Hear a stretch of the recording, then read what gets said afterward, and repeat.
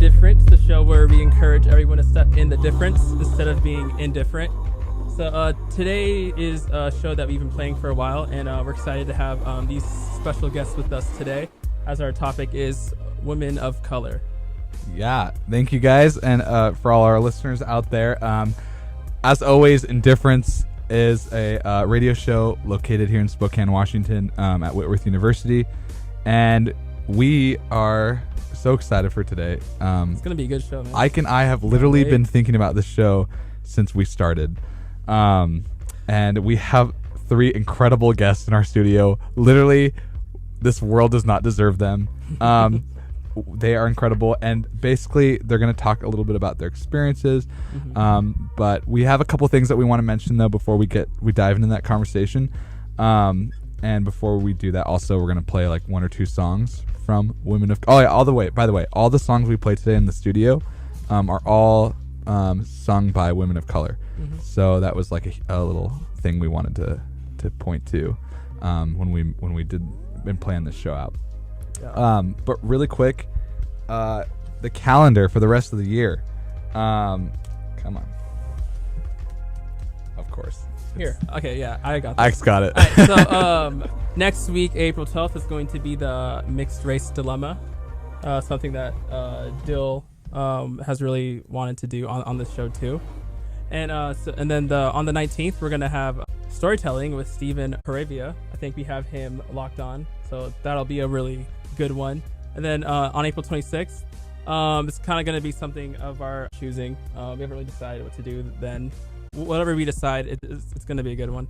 And then on May 3rd, we have Diversity, Equity, and Inclusion with hopefully David Garcia. I think. Wait, Dill, have you confirmed that? We have communicated with him, and we are waiting on his confirmation. All right, cool. And then on May 10th will be our farewell episode.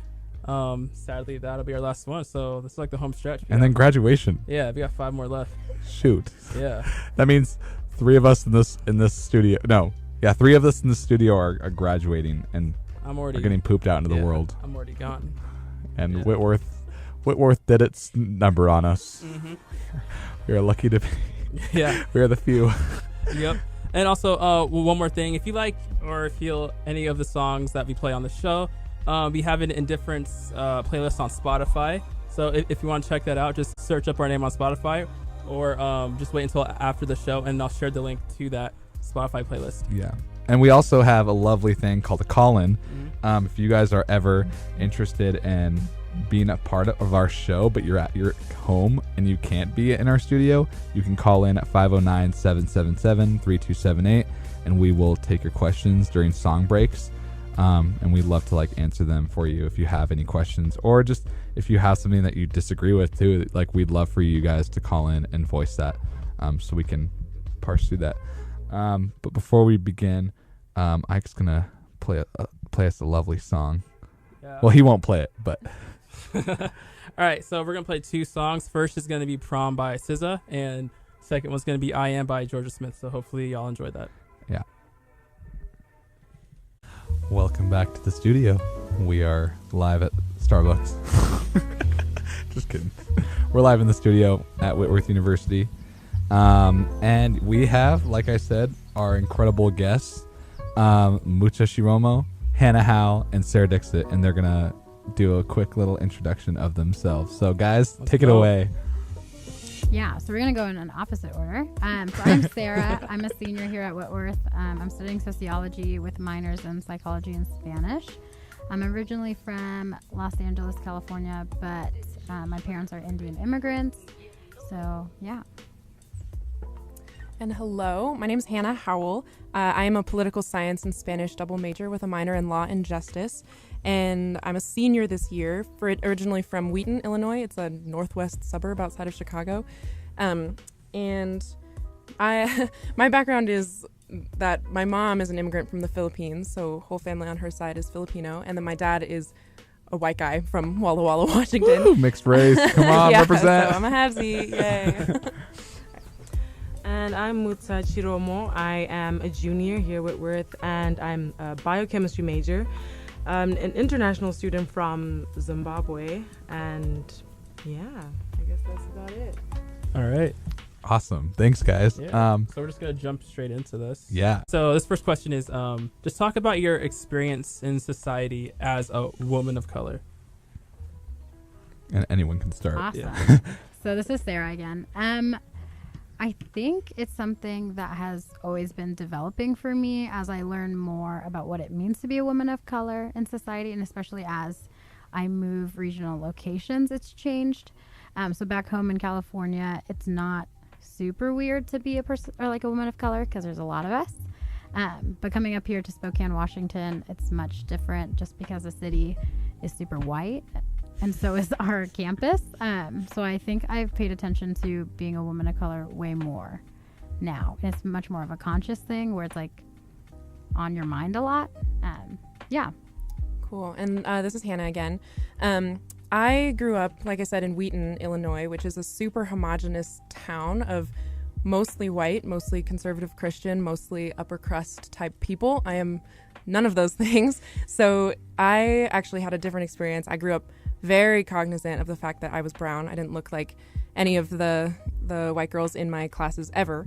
And I also, though, had the opportunity, or I should say the privilege of growing up with an educated mom who could sort of coach me through what growing up sort of isolated in a neighborhood like that is like.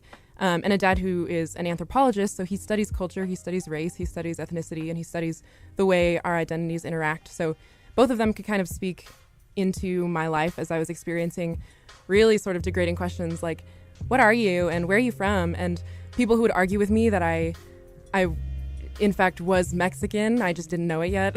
And people who would, ask me for help on their Spanish homework and get affronted when I told them, like, actually, I don't speak Spanish, I'm not Latina. So that was all very hard, and that was something I was confronted with just about every day, the fact that I wasn't white, but then could come home and say, someone said this to me today, and my parents could sort of tell me, well, they're wrong, and that's bad of them. So I think I've come to Whitworth then with an ability to articulate things like microaggressive experiences, but it's something that has continued at Whitworth, and I've continued having to learn and having to educate as a result. This is Muta again. And I mean, I grew up in Zimbabwe, and I wasn't even a woman of color. I was just a woman. Because, I grew up in a predominantly black country. And so I only realized that I was a woman of color when I came here. And I don't know, fortunately, unfortunately, the first place I entered was Spokane. Which is, totally the opposite of where I was coming from. And so I've just seen the change of being part of the majority and just going straight to the minority group, and how that's affected me. And seeing how other people who've been raised in this community have sort of adapted to it and trying to understand them. And the thing is, when people see me, they automatically think that I am African American. And so my experiences are becoming to be more like an African American experience as a woman, as opposed to just being a woman. So yeah, I've definitely experienced that change, and just going back and forth from Zimbabwe and here, during breaks, I've been more aware of my color and how it's, I guess, seen as almost as a disadvantage on this side of the world, as opposed to just being the norm. Yeah. Yeah, that's we and Ike and I myself have we wanted to get your guys' voice in here, especially because each one of you guys has a different take on being a woman of color. So we have Hannah, who represents mixed race individuals, mixed race women specifically, and then Sarah, who's full race, and then Mutsa, who's international in America. This is really helpful for us to get this kind of full picture of what it's like to be a person of color in 3 different contexts, kind of. So thank you guys. And kind of how those issues are even more magnified when you come to a place like America, And then even more when you come to Spokane. So yeah. So our next question that kind of bounces off that, and more specifically to our university. How has your experience been as a woman of color here in at Whitworth? And when I ask that question, I also want to keep that open to like your experiences in the classroom, in leadership positions at Whitworth that you might have had, in student government, and in your friend groups. So, yeah, you guys can jump in if. Yeah, so there's a lot in there, but I guess we'll kind of just jump around.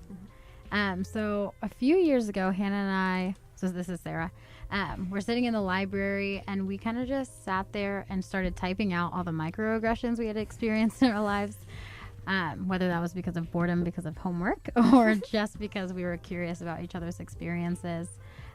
We realized that a lot of our experiences were similar, and that we often got the question like, where are you from? What are you? And various things like that. And that hasn't stopped here at Whitworth. If anything, it's been magnified a lot, just because a lot of the students on this campus don't necessarily know how to approach the topic of race. And like being an Indian American, it's like hard because on the one hand, I've grown up in America all my life, but also very strongly identify with my Indian heritage, and my parents who are immigrants. So it's been hard to explain the multiple aspects of my identity to people here at Whitworth in a way that they understand. Because it's just such a different experience. So oftentimes in the classroom, because you are part of the minoritized group or whatever, I often feel like I have to be like the token representative of Indian Americans or being a woman of color, and have to speak to certain issues. Since I'm in a sociology track, like race comes up a lot, and so does being a woman and things like that. So I feel like my input is necessary. So that's been interesting. Yeah, and this is Hannah, if I can talk about a different entry experience into Whitworth. Like I said, I think I bore the brunt of racial ignorance in middle school and high school. So actually, when I came to Whitworth, this was the first time that I ever heard anyone valuing diversity and like making that a platform for change. And there's obviously a lot to be said about how much more work needs to be done, but at least Whitworth as an institution has said things like, they have a student diversity, equity, and inclusion office. And like my high school, my middle school, just my town in general, hometown, did not care about any of that. And in fact, that was viewed with a lot of suspicion, the idea of diversity. So, like Sarah brought up, that experience of typing out microaggressions, I think most of the ones that I put down were things said to me back home. Less so here at Whitworth. Of course, I've definitely encountered a lot of the same lack of understanding and lack of empathy. And I think how that has affected me personally is in code switching, if I can use new language. Yes. So I learned about that word here at Whitworth, and it's the idea that people of color or people in minoritized groups in general learn how to switch codes or switch their behavioral patterns, switch the way they speak, the way they dress, to make the people around them more comfortable. And then they go back to their normal state, like their normal cultural understanding when they're comfortable and with their family or with their really close friends or people who look like them, and understand them. So, like, for example, being with my Filipino family in California, we sit on the floor and we eat pancit and pandesal and bangus, and like we have a good time. But then I'll code switch when I'm with my white friends or with my white side of the family, and we don't put our elbows on the table and we have backyard luncheons. And so it's different. Like, it's not necessarily bad, but what can be harmful about code switching is when you're doing it because you are afraid that your very presence or your very essence is going to make everyone around you uncomfortable. That shouldn't matter. So that's something like Whitworth for me, has demanded of me that I code switch still. And that's something I hope not to do, that I hope people of color don't have to do, or people from any minoritized background. Yeah. Mm-hmm. Yeah. Oh, wow. I totally agree with both of you. And I feel like also, especially being a black woman, I've come as a surprise to many people. Firstly, because of the way I speak. Because of my color, people expect me to speak a certain way. And then I tell them, oh, I'm actually not African American. And I don't sound African American. They say, oh, okay, so, oh, you're African. Wow, you speak very well for an African. And we had this conversation the other day with my friend. We were saying, so who defines what a well speaker sounds like? And basically what you're saying is people in the African continent don't speak well. They don't speak good English. Okay, so there's that aspect, and then just the leadership aspect. When I came to Whitworth, I was not represented in my major, in the science department. In leadership, I did not see people who looked like me, and so it was something that I felt like I took it as a challenge upon myself. I was like, I don't want other women who are coming from my background to come in and feel like they cannot be more. And so I've really tried to create platforms for people who come from my background. Now, not just women, but, both men and women, just so they can feel welcomed. Because honestly, when I came to Whitworth, I started questioning my race.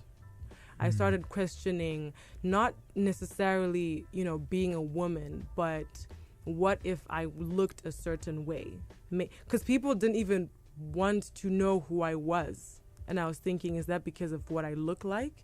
And is that a stereotype that's just being emphasized?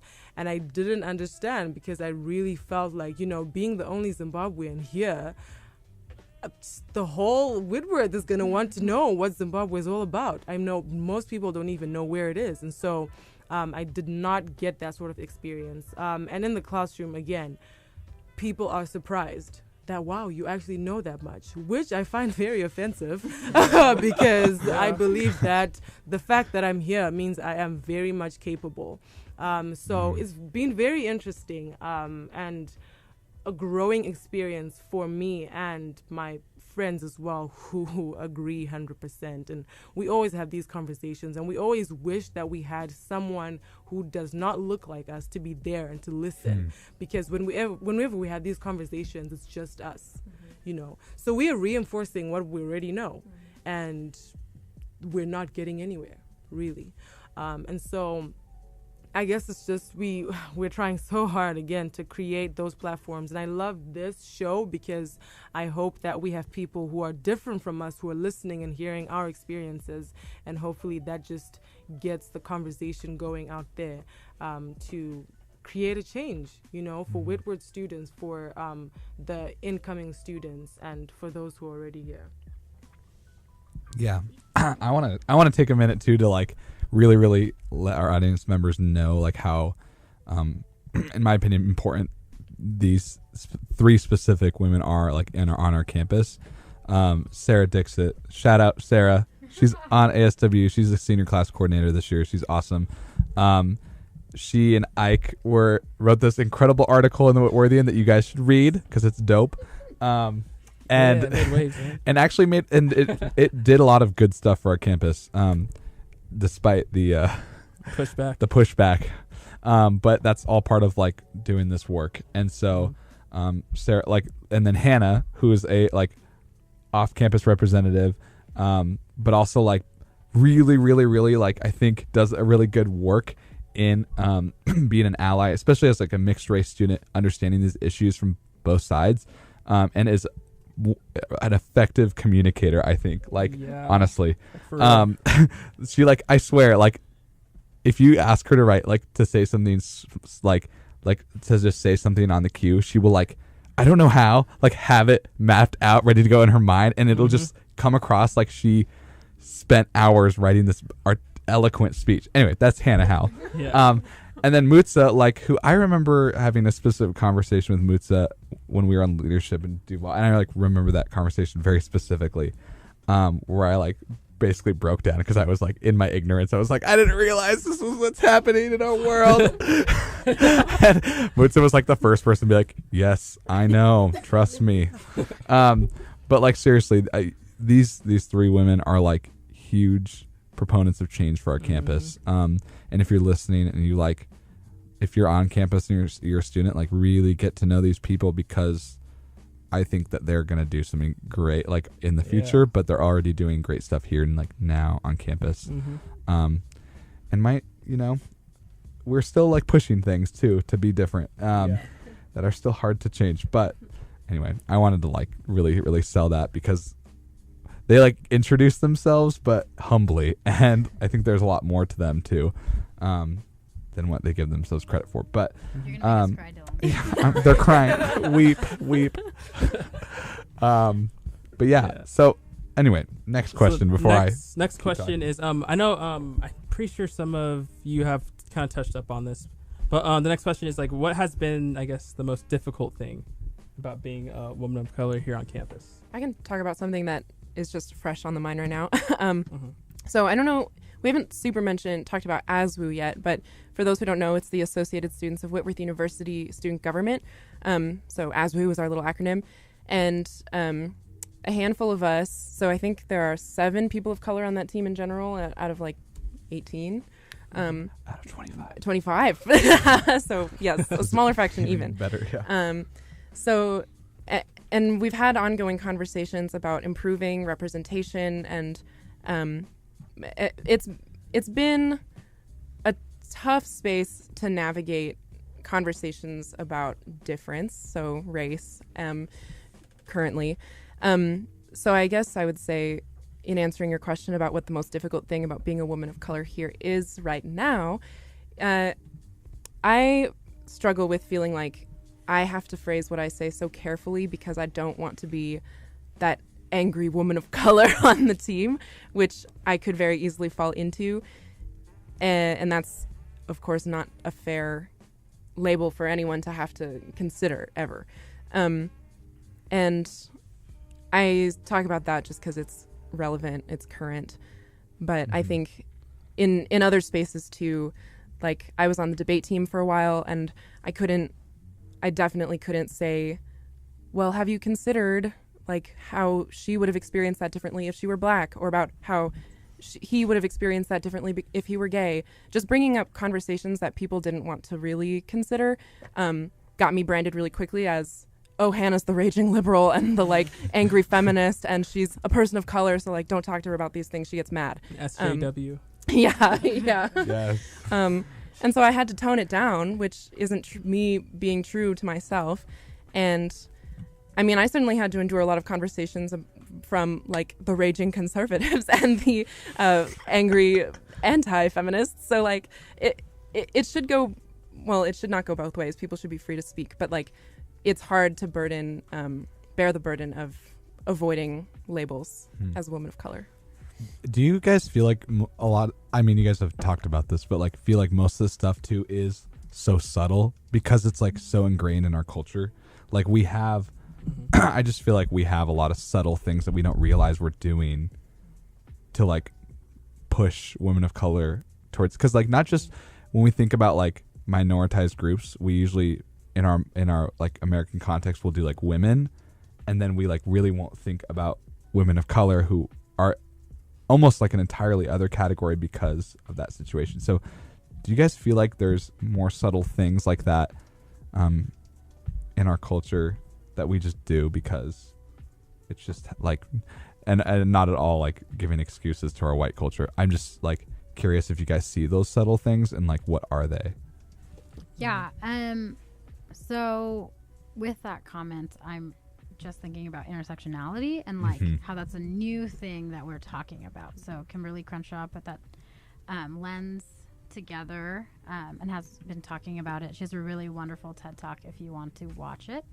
But yeah, it's this whole thing where you can't separate people's identities into different boxes, because there's not one instance in which I am acting as a woman and then an instance in which I'm acting like an Indian.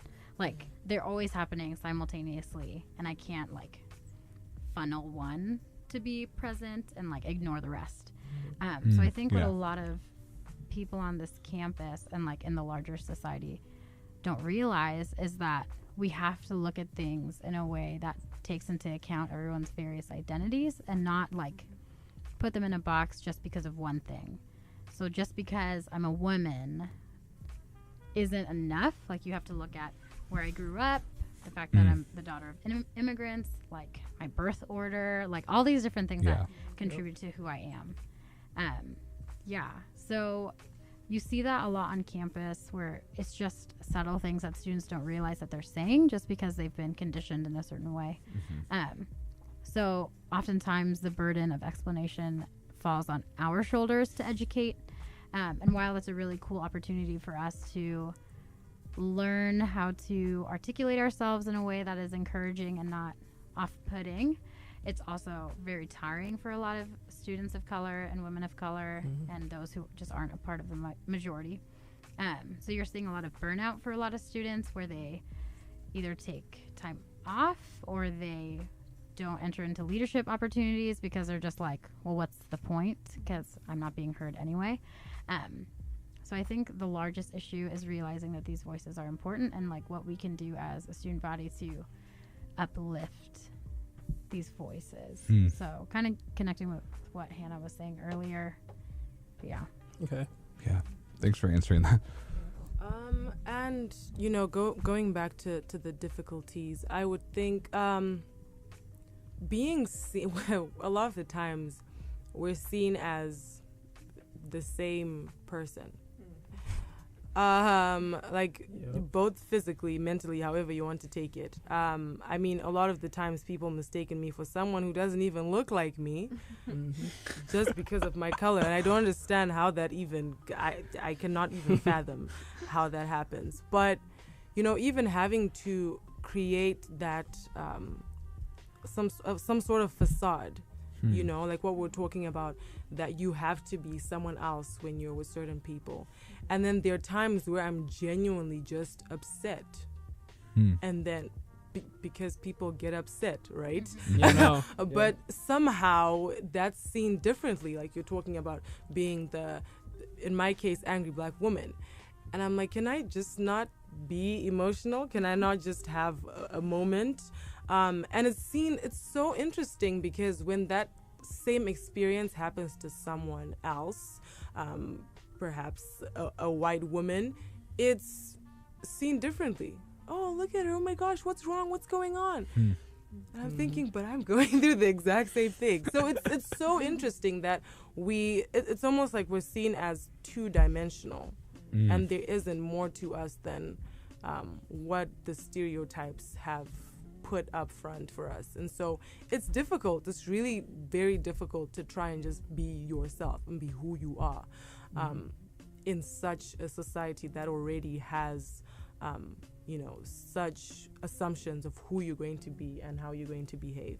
Yeah, for sure. Can I add something? Yeah. So something Lisa said brought up a story that I think sort of explains some of this. Less about the assumed personal stereotypes, but just about the lack of distinction between women of color here on campus. I was in a class my sophomore year. I won't name names. And I was one of 3 women of color in the whole class. And I'll do that podcast thing. I'll describe how we look. So one of the women, she's 5 foot. She's Latina. She has much lighter skin than me, longer dark hair. And then there's me. I'm 5'9". I've got peanut butter colored skin. Like, I don't know how to, and like shorter curly hair. And then the third woman is 6 foot and she's also Latina, but lighter skin than me. And she has an accent. She grew up in the Dominican Republic. And we consistently were handed back each other's papers all year long. Whoa. All year long. And I really don't think we look anything alike. But we were voicing consistently similar things when we discussed in class. And I don't know, maybe we wrote similar things in our papers. Like maybe the content of what we were saying might have been similar because we have similar experiences in many ways as women of color on campus. But the fact that we were somehow indistinguishable from each other was so absurd to me. Yeah. And you I guys think- have names. Yeah, Like, yeah, exactly. go with you. Yeah, like I don't get how you don't distinguish between people, because even within like one like ethnic group, there's still like differences. Like I don't know if that's just like a majority white thing. How like, do you're you just think used they to function in seeing that white country? faces. Because like other people of color could say the same thing and say that a lot of white people look the same. You know. Yeah. So it's like I It's just like me don't get going that. to every person and be like, John, are you John? John. Hey, Probably be Megan. right most of the time. Sarah. Yeah. It's Yeah. like, Well, not you, Sarah, but Yeah, I mean, my name sounds super white, and people often get confused because my name is Sarah Dixit, and Dixit doesn't necessarily sound super Indian. yeah. Expect like Maharaj or something like super Indian. So it's like, so when they like read my name, they often like think they're gonna see like a white girl. But whether that's because my parents wanted me to assimilate better, I don't even know. So my name is super white. It's like And that's like the scene from Mean Girls it where is. she's like, "Oh, are you?" And she's like, "I'm from what city is?" She's like, "From the States." forget. Yeah. I haven't seen that movie in a while. Too much. The teacher like, never mind. Watch Yeah. Mean Girls. Yep. Yeah, but like when it comes to like being confused with people, like I am told basically on a weekly basis, if not more, that I am basically Mindy Kaling. Oh, jeez. And like, yes, she's Indian, but that's like where the similarities Line stop. stops. And it's funny because white people will come up to me and say that, thinking that they're saying something A, positive, and B, like flattering, which I'm not saying I hate Mindy or anything, but like they think that it's an accurate description. When if you look at a picture of me and look at a picture of Mindy, like we look super different. You can totally distinguish us apart. But I've gotten like free ice cream because people thought I was Mindy. So like sometimes getting mistaken is fine. But like other times, like white people like don't realize that that's offensive of saying like you all look the same. Yeah. Because then it's like we really don't. No, there's a lot. Yeah, and I think a lot of white people like don't realize that saying that isn't like a funny thing. It's like something you probably should check out. Yep. So this next question is something that I really wanted to ask and put in, because I feel like it's super apparent, especially in places like this. So this next yeah. question is: so how have relationships and dating on campus, like it doesn't have to be like on campus, but how's that been as a woman of color here on Whitworth? Because I know for a fact that the pool out there is very shallow, you know. Anyway, yeah. So You know, I think the simplest answer to that question is they haven't been.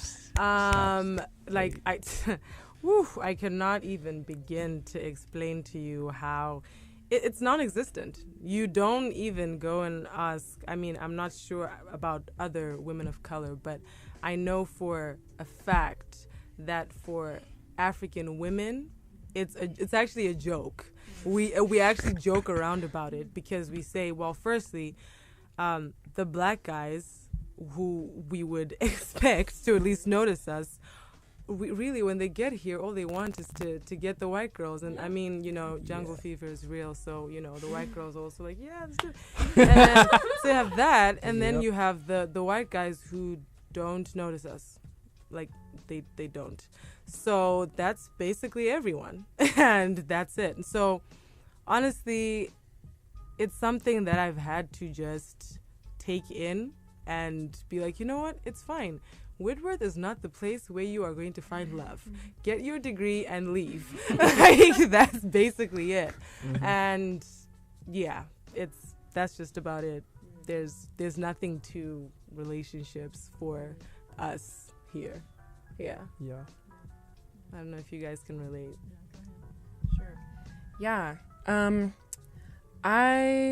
Well, first I'll talk a little bit about my background and what dating was like in high school, because I think it provides a helpful comparison. So I distinctly remember having conversations with women of color and like the few friends of mine who were people of color in high school, and they would say the same thing: white guys don't want us, black guys want the white girls.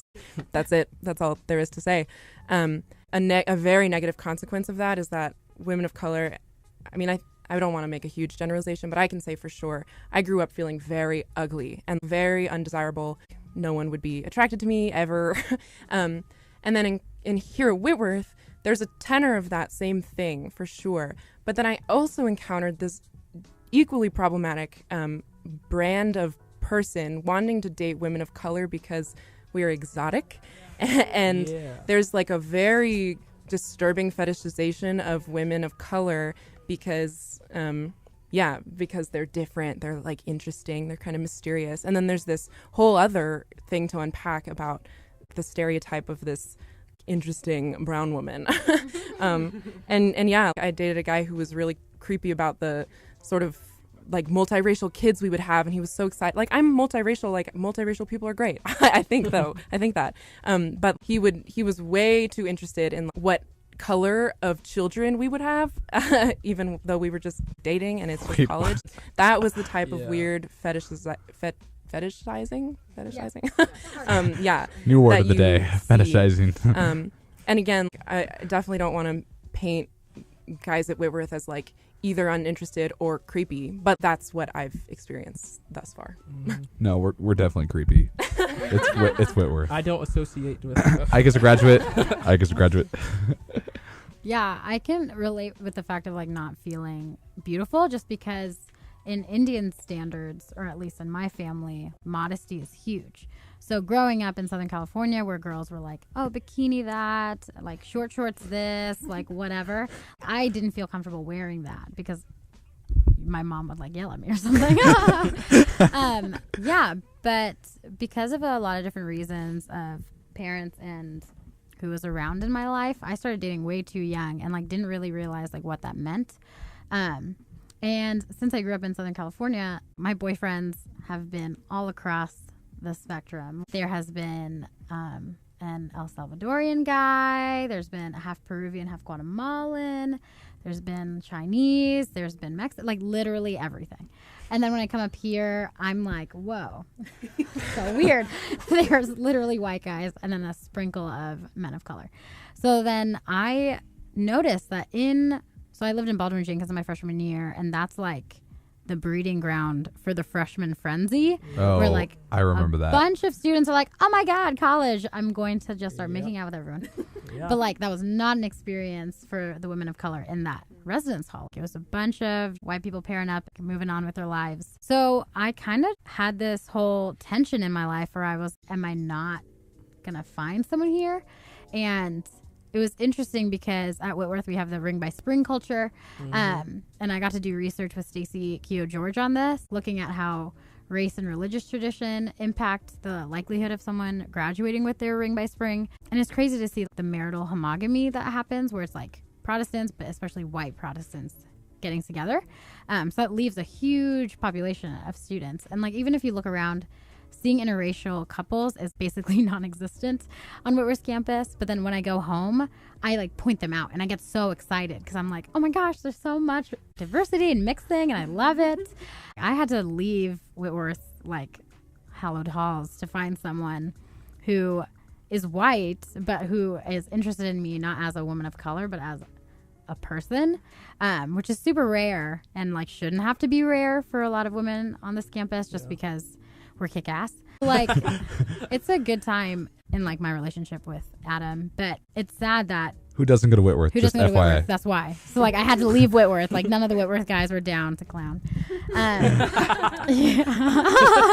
I've never heard that before. Yeah, there you go. But it's just so interesting, and I want to ask them why. Like, why is there this disconnect between like what's beautiful and what's not? But then the answer is like media and stuff. But I wonder what would it take to have a switch happen. And it'd be interesting to ask people about that. I think actually a lot of them would say that we are intimidating. I've heard that a lot. And I just find it so interesting because actually I was talking to one of my guy friends who is a man of color, and he was saying that a lot of of his white guy friends were like, hey, can you hook us up with, your friends? And I was like, what? No, that's a lie. He lied to you. That's false.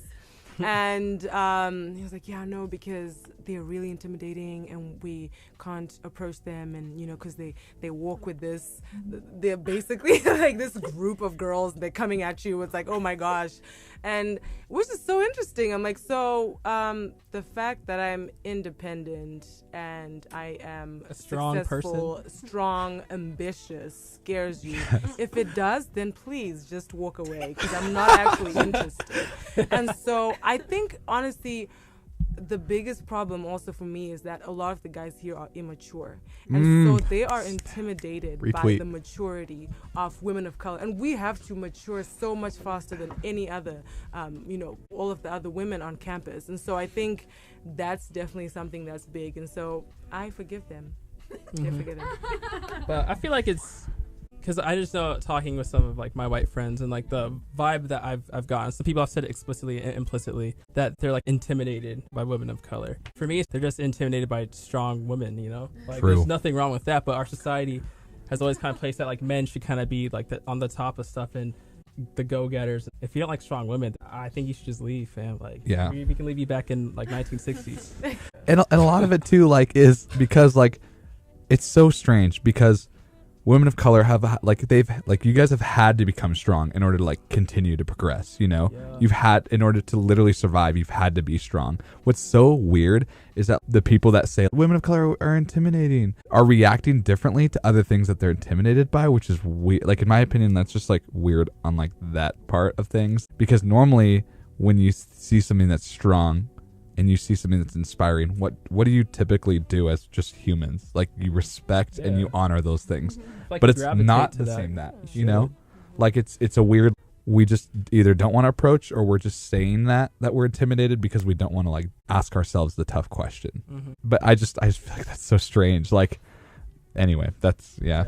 Yeah, also, I'm kind of going to go out on a limb here, but I think if people are intimidated by women of color but not by white women, then it sounds a little bit to me like that's a more lukewarm way of saying they're just afraid of people who are people of color. Exactly, like, exactly, I think yeah. the of color part is the variable there that like Totally. is frightening, and they don't want to say that scares me. Yes. That makes me uncomfortable, which is a problem. And like, those are differences, and that's something we want to bridge, but it's not going to work if people are standoffish and choosing words like intimidated when they mean Yes, something else. Exactly. This question is to the three of you. How has Whitworth supported women of color, and what can it do better? And if you're listening, administration, pay close attention. This question's really hard. I think Hannah has an answer. Sure, You've been yes. nominated. I can think of one thing, maybe not specific to women of color, but something important nonetheless, is the diversity monologues that is 3 years old now. It's a little baby, but it's growing, and it's gaining in popularity and in budget and in support. If you don't know what that is, it's this really amazing event where students are invited to submit their stories for print or for presentation, or both. And then 8 to 9 students then every year present in sort of a poetic, lyric, prosic form their story. And so this year we had people talking about their accent, people talking about being multiracial, that was me, people talking about coming from Haiti. Like, it ran the gamut of interesting stories. And so Whitworth as an institution makes space for the diversity monologues. It made space for the office, the SDEI, which sponsored the diversity monologues. So, like, that's a tangible step that Whitworth has taken to support people of color, and in so doing, women of color. So, yeah, I commend Whitworth for that. And then I commend David Garcia for that too. Yes, and that's Lulu David. Gonzalez, who are the brain people behind that. yeah, And Sean I mean, Washington. it was definitely something that David and a cohort of other fantastic people on campus had to push for. And all then people of color, by the way. Yeah, Just FYI. yeah, true. That's true. I commend Whitworth for allowing it to happen. I'm not saying Whitworth, as an administration, as an institution, did it, but yeah, it's a good step. I think that office, the Office of Student Equity, Diversity, and Inclusion, has definitely done a lot for us generally, and I love that. Being a woman, they see that and they appreciate that, but at the same time, it almost feels like I'm an equal. When I'm in the ISC, when we're doing programs like diversity ISC. monologues, the ISC is an amazing place, but it's it's great to know that there's a place on campus that I can go and find people who look like me, who have experienced things like what I've experienced, and people who want to listen and learn from my experiences. And so I really think that I feel like a lot more could be done in that program. I think there's definitely room for improvement, and I think Whitworth can definitely put more effort into that, because it's just a small group of people who are trying to make a change, and I don't know if they have enough support for what they're trying to get at. And so, yeah, I think we need to get everyone on board, because like Dill was saying, that everyone who's basically in the ISC is a person of color. And so what is that saying to the rest of Whitworth when Whitworth is predominantly white? So yeah, there's definitely room for improvement, and I think it's a matter of just getting everyone involved and seeing the importance and what these people are trying to do.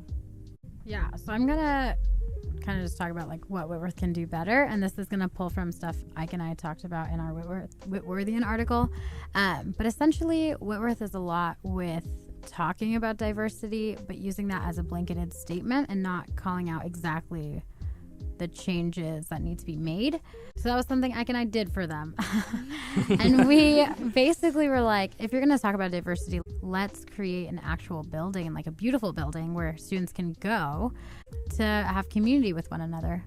So like building an actual Hendrick Hall that isn't a portable home, but is one that students want to go to and hang out in. And it's not even about the money or like things like that. It's just the value that is placed then on these students. Because right now, by saying, sorry, you're not a priority right now when it comes to a building, we'll get back to you after we do the Chapel. Athletic field, the chapel, like all these things. How long do students have to wait for change to happen and for them to have a physical place to belong?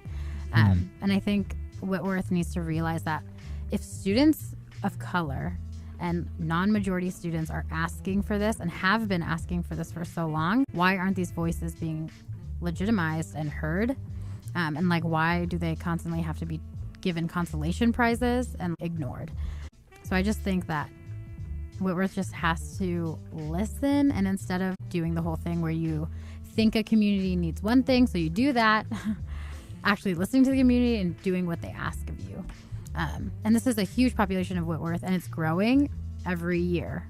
And if they want it to continue to grow, showing a facility that's like beautiful and where students want to be in, that looks good to other students. If we want to breed a community that is like multi-ethnic, multi-sexual identities, regional, like all this stuff, we need to show that they have a place to belong here.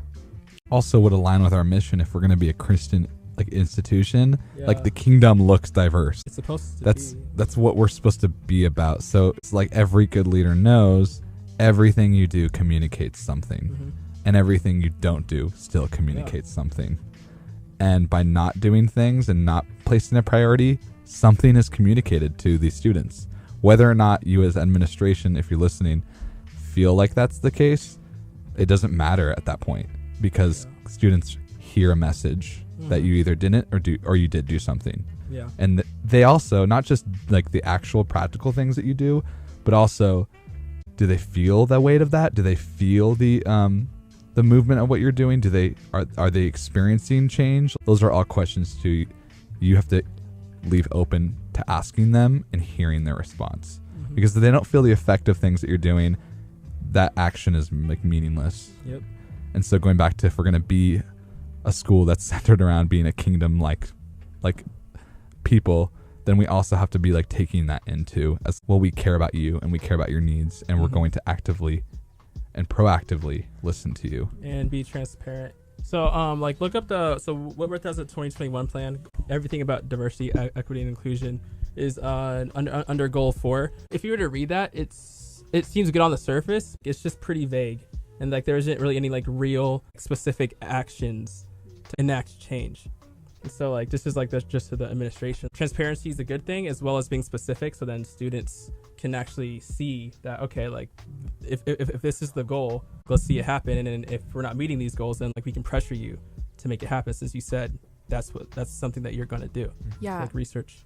Oh, sorry. No, Yeah, fine. and so those goals that I mentioned are like, I'm really glad he brought those up, because something that I think Whitworth also can do better about while pursuing those goals is to be careful about its messaging, that diversity is not something for the benefit of white students. Bringing brown people here to a campus is not to enrich the learning and the social and academic well-being of white students. It's for students. The goal of having a diverse campus is so that every single one of those people is going to thrive and learn and then contribute post-grad.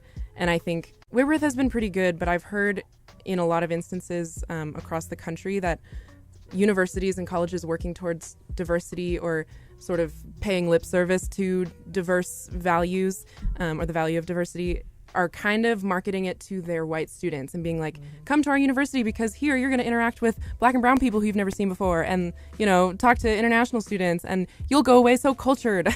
when really it should be, come to our university because you, whoever you are going to do great and learn important things. Yep. So if admin is listening right now, thank you.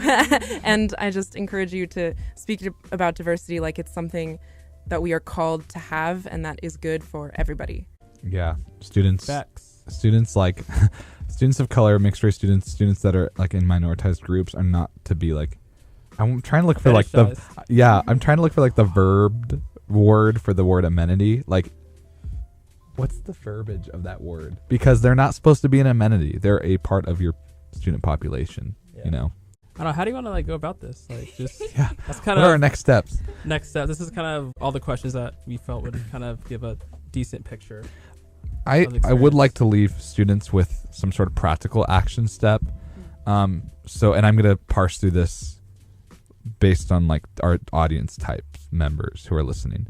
If you are a student of the majority or a white student, like, I think the best thing you can do based on like what you heard today is talk. Like, ask questions, but have the patience to know that sometimes even the questions that you might ask aren't always the right questions. So maybe it starts by asking minoritized students, what are the correct questions that we need to be asking? That's one way. And then just listening, not catch someone and be like, you're wrong, and here's why, but listening to actually understand someone better. They call that interpersonal and active listening, making sure that you're displaying that when you're interacting with people that aren't like you. And I would say for like minoritized students, continue to work for this stuff, because I know day after day it seems meaningless, it seems worthless, it seems like it's not changing, but we have to continue to do the work. If you're on campus and you need to talk to someone about this, talk to these three women, talk to David Garcia, talk to Lulu Gonzalez, talk to Celeste Randolph. There are people on this campus who will continue to push you and encourage you to keep doing this work. And I would say if you're an administration person and you're listening to this, I'm not certain if you're listening, but if you are, listen to these stories, maybe go through it. We're going to put these up on our website. Go through it again and listen to them. Really, really listen to them. Catch the things that you think you thought you knew and the things that you don't know, and ask yourself the deeper questions of why did I react that way at first. Hopefully something will happen, and that's our push through our show, really. I mean, do you three have any like closing thoughts? I'd like to end with your voices instead of ours. That'd be pretty cool. Well, I couldn't agree more with what Dill just said, and something that is important to me that I say too is that 99.999% of people of color are not saying that white people don't experience hard things like grief and loss and poverty and sickness. Those are human things. We all experience that, and we're never saying that because you're white you don't. And I think I just want to mention that because that's a barrier that I think goes up pretty quickly. And it's not unreasonable to, if you hear that, I understand why you hear that.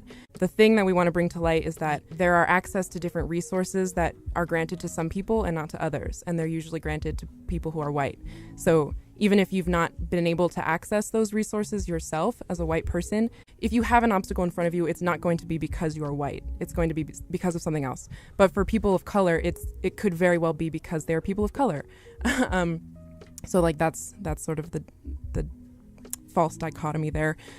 And yeah, what Dill said about asking what questions to ask, I think, is a really good one because, like, someone after my diversity monologue was like, well, I really care about people's stories, but how do I do it without saying, where are you from? Which was a fair question. And I appreciated so much that they asked me that. Like, what words can I use instead? So that's, my goal or thing that I would love for people to hear.